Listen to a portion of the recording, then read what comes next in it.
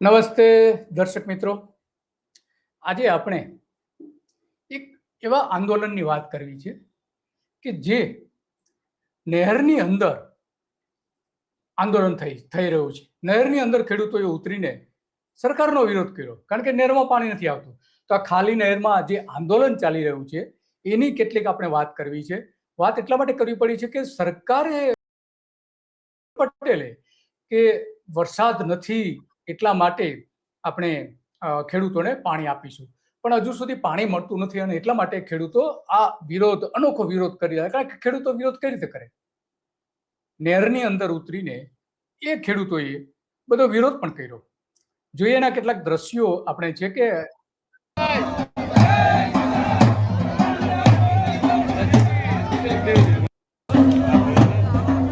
તો આ જોઈ શકાય છે. આ રીતે રવિવારે બધા ખેડૂતોએ સવારે દિયોદર તાલુકાના વાસણા ગામ જે છે એમાં સુજલામ સુફલામ કેનાલ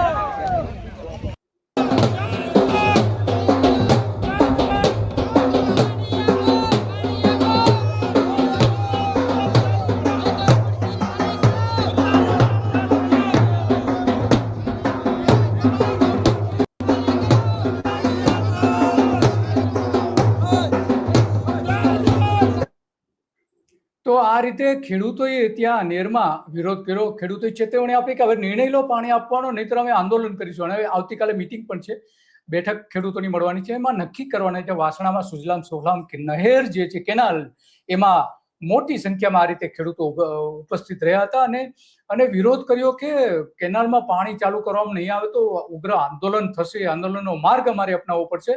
તો હવે 2 દિવસમાં નક્કી કરવાના. અત્યારે માત્ર રેલી કાઢી હતી નહેરની અંદર. તો આ ઉત્તર ગુજરાતનો જે વિસ્તાર છે દિયોદર તાલુકો, એની આજુબાજુના ગામના ખેડૂતો ભેગા થયા હતા. કારણ કે આ વાસણા કેનાલ જે છે એ દિયોદર તાલુકાના વાસણા અને કુંભારિયા વિસ્તાર અને દિયોદર આસપાસના ગામોનો જે કમાડ એરિયા આવે છે એમાં એનો પાણીનો લાભ મળે છે. ખેડૂતો આ નહેરથી સીધું ખેતરમાં પાણી નથી જતું, પણ જોવાની ખૂબી એ છે કે એના કાંઠે ખેડૂતો ઓઇલ એન્જિન મૂકે અને એમાંથી એન્જિન અથવા તો મોટરમાંથી પાણી ખેંચીને પોતાના ખેતરમાં લઈ જાય. આવા 10,000 જેટલા ખેડૂતો, ઓછામાં ઓછા 10,000 જેટલા ખેડૂતો આખી સુજલામ સુફલામ યોજના જે છે નહેર છે 300 કિલોમીટર, એમાં ઓછામાં ઓછા 10,000 ખેડૂતો આ રીતે પોતાનો સિંચાઈ કરે છે. તો આમ તો સ્પ્રેડિંગ કેનાલ છે, એટલે કે જમીનની અંદર પાણી ઉતારવા માટેની નહેર છે એવું સરકારે અગાઉ જાહેરાત કરતી. કારણ કે આની જે લંબાઈ જે છે એ નર્મદાની મેઇન કેનાલ છે ત્યાંથી લઈને ગાંધીનગર પાસેથી આખી એના અલગ અલગ જાય છે અને કેટલાક બીજા વિસ્તારોમાંથી પણ જાય છે. એની 300 વિસ્તારમાંથી એની શરૂઆત થાય છે અને બનાસકાંઠા જિલ્લાના ઉત્તર ક્યુસેક જેટલી છે ને 7 જિલ્લાઓમાંથી એ પસાર થાય છે અને લગભગ એમાંનાથી સીધો સિંચાઈનો લાભ મળતો હોવાનો સરકાર દાવો કરે છે કે 70,000 હેક્ટરને સીધો લાભ મળે છે.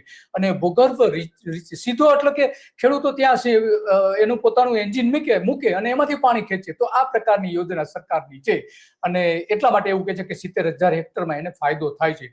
અને ભૂગર્ભ રિચાર્જ જે થાય છે એ લગભગ 1,20,000 હેક્ટરમાં આસપાસના જે નહેર જે બનાવી છે સ્પ્રેડિંગ નહેર, તો એની બંને બાજુ 10 થી 20 કિલોમીટરમાં ગણીએ તો સરકારનો દાવો છે કે 1,20,000 જેટલા ખેડૂતોને એનો ફાયદો થઈ જાય. અને આ ખેડૂતોએ આ રીતે મિટિંગ પણ બોલાવી હતી. મિટિંગમાં પણ કેટલીક બાબતો નક્કી થઈ હતી, ત્યાં જ બોલાવી હતી. આ રેલી પછી બોલાવી હતી. નર્મદા નદીમાં જે 12 પાણી વહે છે એ પાણી ત્યાં લઈ જવા માટે મોટો કે જે પાણી નર્મદાનું ચોમાસામાં નર્મદા ડેમ છલકાય અને જે વધારાનું પાણી નીકળે એ ઉત્તર ગુજરાતમાં 9 બંધોમાં સંપ કરીને દરેક 100 કિલોમીટર લાંબી 1 ડઝન જેટલી અલગ અલગ પાઇપલાઇનો નાખવાની મૂળ યોજના સરકારની એવી હતી. અને એમાં 21 જેટલી નદીઓ અને નહેરો બનાવીને 2 લાખ હેક્ટરના તળાવો બનાવવા સુધીની વાત સરકારે કરી હતી. અને એનું જે કામ સોંપેલું એસઆર કંપનીને, તો આ સ્કીમમાં લગભગ 2350 મિલીમીટર વ્યાસની કેટલીક પાઇપલાઇનો પણ નાખવાની હતી, 24 કિલોમીટર લાંબી. એ પણ હતું એક આયોજન. પમ્પિંગ મશીનરીથી લઈને ઘણું બધું એમાં હતું. વાસણા ગામથી લાખણી તાલુકા બનાસકાંઠા, જે આ વાસણા ગામમાં ખેડૂતો ભેગા થયા છે, તો એમાં સુજલામ કેનાલ સાથે જોડાયેલું છે ને કે એને એટલી એની વિગતો પણ છે. મહી નદીથી બનાસ સુધી લગભગ 332 કિલોમીટર જેટલી એ લાંબી થાય છે, અને એમાં આ ખેડૂતો ફાયદો લે છે. તો એમાં આ વરસાદનું એટલે આ વરસાદ નથી, અને માત્ર ને માત્ર 10% જ અત્યારે વાવેતર થયું છે, માત્ર 10%. અને એટલા માટે ખેડૂતો આપો, પાણી આપો. અને પાણી સ્વાભાવિક છે કે વરસાદ નથી એટલા માટે પાણી તો આપવું જ પડે સરકારે, પણ સરકાર એમાં પાણી આપતી નથી, એટલા માટે ખેડૂતો વિરોધ કરી રહ્યા છે. મૂળ સવાલ એ આવીને ઉભો રહે છે, ને એટલા માટે આસપાસના ગામો, તળાવો જે છે, અને 2024-25માં પણ સરકારે આવું કર્યું હતું, માત્ર 25-26માં આવું કર્યું છે એવું નથી. ત્યાં ધરોઈ કડાણા ડેમ છલકાયા હતા, છતાં પણ વાસણા લાખાણી પાસેની કેનાલ જે છે સૂકી ભટ્ટ હતી. તો સરકારની આ ટેવ પડી ગઈ છે કે ઇન્ફ્રાસ્ટ્રક્ચર કરોડો રૂપિયાનો ખર્ચ કરે છે, પણ એમાં એની ફાયદો નથી મળતો. ઓછામાં ઓછું એવું કહેવાય છે કે આ સુજલામ સુફલામ નહેર બનાવવાના 1000 કરોડ રૂપિયા, કાચી નહેર છે એ, પાકી નહેર નથી, એનું 1000 કરોડ રૂપિયા ખર્ચ કર્યું હતું સરકારે, અને છતાં પણ એનો કોઈ ઉકેલ આવ્યો નથી. તો આના સંદર્ભમાં આપણે વાત કરશે આપણે અલગ અલગ. અમરાભાઈ જે છે એના આગેવાન છે અમરાભાઈ ચૌધરી, એ આ અંગેની ખેડૂતો સાથે વાત કર્યા છે, પણ જોઈએ કે શું વાત કરે છે. આપણે સુજલામ સુફલામમાં પાણી માટે મળેલા હતા. સરકારશ્રીએ આપણી માંગણીને લીધે 11 તારીખે પાણી આપવા માટેની જાહેરાત કરી મુખ્યમંત્રી સાહેબશ્રીએ. હજી સુધી આપણને વાવથરાદના ખેડૂતોને પાણી મળેલું નથી. એના માટે અહીંના નજીકના નેતાઓને પણ જાગૃત ખેડૂતો મળી આવ્યા છે કે અમારું પાણી ચાલુ કરો. એના અનુસંધાને પણ હજી સુધી આપણું પાણી સુજલામ સુફલામમાં પાણી ચાલુ કરેલું નથી. અમે અધિકારીઓને ફોન કર્યા છે. અધિકારીએ આપણને 15 તારીખે પાણી ચાલુ કરવાની વાત કરી હતી. એમને પાણી ના ચાલુ કર્યું એટલે આપણે એક આવેદનપત્ર આપવા માટે 18 તારીખે દિયોદર નાયબ કલેક્ટર સાહેબજીને આવેદનપત્ર માટે આપણે જાહેરાત કરેલી હતી. એ જ દિવસે અધિકારીએ કીધું કે હું આવતીકાલે કે 18 તારીખે તમને પાણી આપી દઉં છું. આપણે 17 તારીખે એમનો ફોન આવ્યો, આપણો પાણી ચાલુ કર્યો, પણ સુજલામ સુફલામમાં ચોગા પમ્પિંગ સ્ટેશનથી જોવે એટલા પમ્પિંગ સ્ટેશન ચાલુ ના કર્યા એટલે આપણે પાણી મળતું નથી. જ્યારે આપણી સુજલામ સુફલામમાં પાણી ચાલુ કરવાનું હોય ત્યારે અહીંના નેતાઓ એટલે કે ધારાસભ્ય લેવલના નેતાઓ છે, બનાસકાંઠાના છે, અમુક મંત્રીઓ એ પાણી આપણી સુજલામ સુફલામમાં બંધ કરવાના ફોન કરેલા છે. આ આપણે ચલવી લેવાનું નથી. એમની તાકાત હોય તો સુજલામ સુફલામમાં ચોગા પમ્પિંગ સ્ટેશને 6 પંપને 7 પંપની વ્યવસ્થા છે. આપણે વર્ષોથી તમામ ખેડૂતો સાથે રહી અને 6 પંપ સુધી ચાલુ કરેલાયેલું છે. કદાચ આજના બેઠેલા જે મંત્રીઓ છે એ આપણું સુજલામ સુફલામનું બંધ કરવાનું ના કહી કે એને કહેવું હોય ને તો ચોગા પમ્પિંગ સ્ટેશને 6 પંપ ચાલુ કરો એવી જાહેરાત કરવી પડે, એવું અધિકારીઓને કહેવું પડે. પણ આપણી સુજલામ સુફલામમાં બંધ કરવાનું પાણી આ મંત્રીઓ કહી રહ્યા છે, આપણે ચલાવવાનું નથી. એના માટે આપણે અત્યારે આ સુજલામ સુફલામને કેનાલ ઉપર આપણે મળેલા છે. અત્યારે આવી ગરમીમાં પણ હજારો આપણે મોટી સંખ્યાની અંદર ખેડૂતો આવેલા છે. આ આપણી બળતરા છે. જો અત્યારે આપણું પાણી ચાલુ નહીં થાય ને તો આપણે આ ચોમાસું વાવેતર કરી શકાય એવી પરિસ્થિતિ નથી. સરકારને ખબર છે કે વાવેતર કરવા માટે યોગ્ય વરસાદ થયેલો નથી, વરસાદ ખેંચાયેલો છે. હજી સુધી આપણા વિસ્તારમાં બિલકુલ વરસાદ થયેલો નથી. એના અનુસંધાને સરકારે પાણી ચાલુ કરેલું છે, પણ હજી સુધી આપણને પાણી મળેલું નથી. એના માટે અત્યારે જાગૃતિ લાવીએ છીએ અને આપણે ભેગા થયા આ મીડિયાના માધ્યમથી સરકારને કહેવા માંગીએ છીએ કે તાત્કાલિક ચોગા પમ્પિંગ સ્ટેશને 6 પંપ ચાલુ કરી અને અમારી સુજલામ સુફલામમાં 4 પંપનું પાણી નોખે તો 1 લાખની સુધીના ખેડૂતોને પાણી મળે, નકે મળે એવી પરિસ્થિતિ નથી.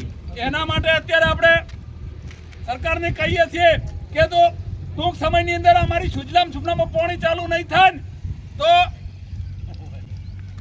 નજીકના સમયમાં ચોગા પમ્પિંગ સ્ટેશને હજારો ખેડૂતો એકઠા થશે અને પમ્પિંગ સ્ટેશન ચાલુ કરવા માટેનો પ્રયત્ન કરશે.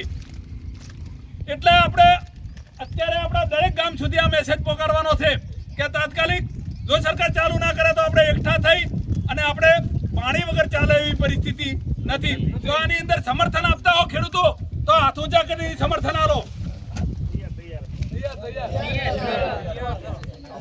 ભાઈ બીજી વાત, ભાઈ આપણા વિસ્તારના તમામ ખેડૂતોની તો જવાબદારી છે પાણી માંગવાની, પણ આજના બેઠેલા નેતાઓની પણ જવાબદારી છે. એક પણ નેતા આપણા વિસ્તારનો બોલવા માંગતો નથી કે સુજલામ ની અંદર પાણી મળતું નથી, તમે તાત્કાલિક ચાલુ કરો. જો આપણા ખેડૂતના હિતમાં જો નેતા બન્યા હોય તો તાત્કાલિક વિડીયો બનાવી અને સરકાર સુધી મોકલે કે મારી સુજલામાં તાત્કાલિક 6 પંપિંગ સ્ટેશન ચાલુ કરે. અને જો આવા વિડીયા નહીં બનાવે, સરકારમાં જો રજૂઆત નહીં કરે તો આપણે પણ એમનો વિરોધ કરવાનો છે. હવે સમય આવ્યો છે, સરકાર તો આપણે બનાવી છે, ભાજપ સરકાર છે, પણ આપણા બેઠેલા નેતાઓનો પણ વિરોધ કરવાનો છે. જો આપણી સુજલામ ચાલુ નહીં થાય અને પાણી નહીં આવે તો એમના નામની પણ હાઈ કૂટવામાં આવશે. જય જવાન, જય જવાન. તો આ ખેડૂતોએ ત્યાં વિરોધ કર્યો. વિરોધ કરવાના ઘણા બધા કારણો છે, કારણ કે આપણે જાણીએ છીએ કે સરકારના જો આજના કૃષિ વિભાગના આંકડાઓ જોઈએ, ગઈકાલના આંકડાઓ છે, તો ગુજરાતમાં કુલ જે સામાન્ય રીતે વાવેતર થતું હોય છે, ગયા વર્ષે જે વાવેતર થયું તો એના વાવેતરના પ્રમાણમાં અત્યારે માત્ર ને માત્ર 15% જ વાવેતર થયું છે ગયા વર્ષના સરખામણીમાં. તો આ જે છે એ અત્યંત ગંભીર છે, કારણ કે નોર્મલ વાવેતરની પ્રમાણમાં 15% વાવેતર એટલે બહુ ઓછું વાવેતર. ગયા વર્ષે 3.5 લાખ હેક્ટરમાં વાવેતર થયું હતું. આ વખતે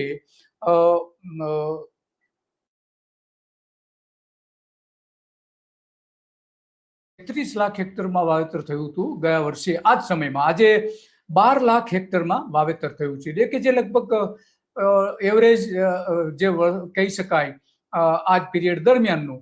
તો ઘણો બધો ફરક પડે છે, કારણ કે 34 લાખનું વાવેતરની સામે 12 થી 13 લાખ હેક્ટર વાવેતર થાય તો એ બહુ ગંભીર છે. અને નોર્મલ પ્રમાણમાં સૌથી ઓછું કહી શકાય. એમાં ખાસ કરીને જ્યાં બનાસકાંઠામાં આ પ્રશ્ન છે ત્યાં કુલ 500 હેક્ટરમાં, ત્યાં જે કુલ થઈને બધું થઈને 50,000 હેક્ટરમાં જ માંડ વાવેતર થયું છે. ઉત્તર ગુજરાતમાં આખું આપણે જોયું 2,55,000 હેક્ટર થયું છે. તો આખી આ જે ઘટના છે, ઘટના એટલા માટે કરી રહ્યા છે, પરંતુ સરકાર એને સાંભળવા તૈયાર નથી, સરકાર કઈ પ્રશ્નો ઉઠાવવા તૈયાર નથી, પ્રશ્નો ઉકેલવા તૈયાર નથી. અને એટલા માટે આ બધી જ બાબતો આપણા માટે મહત્વની બની જાય છે. અને ખેડૂતો વિરોધ કરે છે, પણ એને વિરોધ સાંભળે કોણ? સવાલ એ આવીને ઉભો રહે છે. એટલા માટે આપણે જાણીએ છીએ કે આ આખી બાબતો જે છે એ બાબતો ખરેખર બહુ ગંભીર અને ચોંકાવી એવી છે. મુખ્યપ્રધાન ભલે યોગ કરતા હોય પણ ખેડૂતો માટે કંઈ કરવા તૈયાર નથી, પાણી જ આપવા તૈયાર નથી. ભૂપેન્દ્ર પટેલે જાહેરાત કરી, આ જોઈ શકાય છે સુજલામ સુફલામ નહેર. આ નહેરને આપણે જોઈ રહ્યા છીએ, એનો જે ગ્રાફ છે જોઈ શકાય છે કે ક્યાંથી ક્યાં જાય છે એ આખા 7 જિલ્લાઓમાં. તો એ લગભગ 21 નદીઓ ક્રોસ કરીને જાય છે, 2 નેશનલ હાઈવે ઓળંગે છે, 7 રેલવે લાઈન ઓળંગે છે અને લગભગ 600 જેટલા નાળા અને ડ્રેનેજને ઓળંગે છે. અને સરસ્વતી તાલુકાના 25 ગામના 2000 હેક્ટરમાં જમીનમાં સિંચાઈ થતી હોવાનો સરકાર દાવો કરે છે. અને 950 થી 1000 જેટલા તળાવોને ભરવામાં આવે છે સુજલામ કેનાલ દ્વારા. તો ભૂપેન્દ્ર પટેલે 31 મે 2026ના રોજ જળ સંચય અભિયાન શરૂ કર્યું ત્યારે એમણે કહ્યું હતું કે અમે પાણીની 30 જૂનમાં 2026માં એમણે કહ્યું ઉત્તર ગુજરાત માટે નર્મદાનું 14,000 MCFT પાણી ફાળવ્યું છે અને એ ખેડૂતોને અમે આપીશું, એવું એને સ્પષ્ટપણે કહ્યું હતું. તો બીજી બાજુ વાત એવી છે કે સરકાર અલગ અલગ દાવાઓ કરે છે, પણ દાવાઓને કોઈ સમર્થન નથી. જિલ્લો વર્ષોથી પાણીની તંગી અનુભવ, આ રણકાંધીએ વસેલો પાટણ જિલ્લો વર્ષોથી પાણીની તંગી અનુભવતા પ્રદેશ તરીકે ઓળખાતો. ઉત્તર ગુજરાતની ધરતીના પનોતા પુત્ર આદરણીય નરેન્દ્રભાઈએ આ વર્ષો જૂની સમસ્યાનું નિવારણ સુજલામ સુફલામ યોજનાથી નર્મદાના જળ પહોંચાડીને લાવી દીધું છે. પાણીના અભાવવાળા આ વિસ્તારને સૂર્ય ઉર્જાના પ્રભાવથી તો પાણી પહોંચાડ્યું નરેન્દ્ર મોદીને જશ આપે છે. તો અત્યારે પાણી જે નથી મળતું એના માટે કોણ જવાબદાર? તો એના માટે મોદી સાહેબ પહેલી વાર વડાપ્રધાન પદે આવ્યા અને તેમણે પહેલું કામ નર્મદા ડેમના દરવાજા મૂકવાની મંજૂરી આપવાનું કર્યું હતું.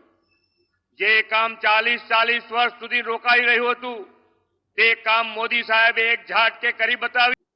એક ઝાટકે કરી બતાવ્યું, પણ અત્યારે પરિસ્થિતિ શું છે? પાણી તો આપતા નથી. શું મતલબ? એનો કોઈ મતલબ જ નથી, કારણ કે નર્મદાનું વધારાનું પાણી ત્યાં આપવાનું હતું, એ પાણી તો મળતું નથી. અને એટલા માટે આપણે જાણીએ છીએ કે આખી યોજના છે એની સામે ખેડૂતો આટલા મોટા પ્રમાણમાં વિરોધ પણ કરી રહ્યા છે. સુજલામ સફલામ જે નહેર છે, આ નહેરનું આપણે ગ્રાફ્સ પણ જોઈ રહ્યા છીએ કે આ નહેર જે છે એ ખરેખર કેનાલનો રૂટ છે. મહીસાગર જિલ્લો છે, અરવલ્લી જિલ્લો છે, સાબરકાંઠા જિલ્લો છે, ગાંધીનગર, મહેસાણા, પાટણ, બનાસકાંઠા જિલ્લો, 500 થી વધુ ગામોને આનો લાભ મળતો હોવાનો સરકારનો દાવો છે. અને 1000 જેટલા તળાવો પણ એનાથી ભરાતો હોવાનો. અને જે રીતે ભૂપેન્દ્ર પટેલ દાવો કરી રહ્યા છે, તો આ જે યોજના જે છે 2003-4માં એનો આરંભ કરવામાં આવ્યો હતો, નરેન્દ્ર મોદીએ જ કર્યો હતો. અને એ નરેન્દ્ર મોદીએ ચાલુ કર્યું ત્યારે લગભગ 450 કરોડ રૂપિયાનો અંદાજ હતો આ યોજના બનશે એ માટેનો. તો 2007માં એ સુધારીને 4 જ વર્ષમાં 911 કરોડ રૂપિયા કરી દેવાયા. અને લગભગ પૂરી થઈ ત્યારે લગભગ એનું જે ખર્ચ છે 1000 થી 1100 કરોડની આસપાસ થયું હોવાનું કહેવાય છે. અને 102 કોન્ટ્રાક્ટરોને તો એ કામ આપવામાં આવ્યું હતું. તો આ આખી બાબત છે. આ જોઈ શકીએ છીએ દિયોદર તાલુકાના વાસણા, સુજલામ સુફલામમાં કેટલા ગામોને ફાયદો થાય છે એ આમાં સ્પષ્ટપણે આપણે જોઈ શકીએ છીએ. અને એટલા માટે ખેડૂતો વાંધો પણ ઉઠાવે છે. અને એટલા માટે પણ આપણે ભૂપેન્દ્ર પટેલ ભલે જાહેરાત કરી પાણી આપવાની, પણ પાણી આપ્યું નહીં. અને એટલા માટે આ જે ખેડૂતો એનો વિરોધ પણ કરી રહ્યા છે. તો આ ઘણી બધી બાબતો છે એમાં કે સરકારે ખરેખર એના માટે કામ કરવું જોઈતું હતું, પણ કામ કર્યું નહીં. અને એ બધી જ બાબતો આપણી સમક્ષ આવી. અને આ બધી જોઈ શકીએ છીએ ખેડૂતોની જે બેઠક છે, બેઠક પણ મળી હતી. અને એમાં આ બધી જ બાબતો પણ રજૂ કરવામાં આવી હતી.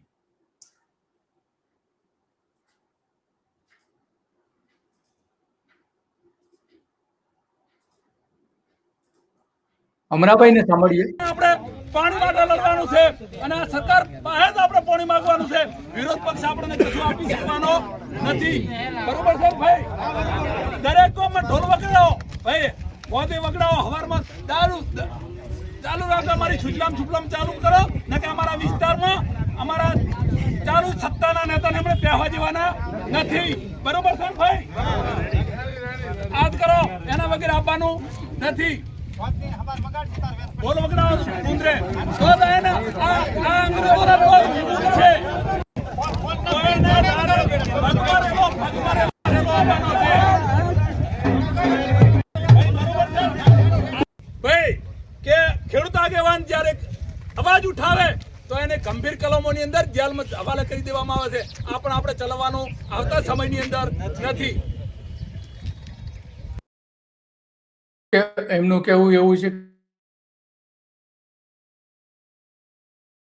અમરાભાઈ સામે પણ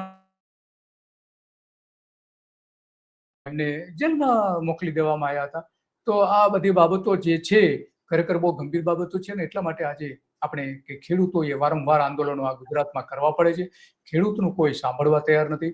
અને એટલા માટે આ આખી બાબત છે એ સરકારે ગંભીરતાથી લેવી જોઈએ. બસ આજે આટલું. અને આવી જ બાબતો ઉપર આપણે ચર્ચા કરતા રહીશું. નમસ્તે.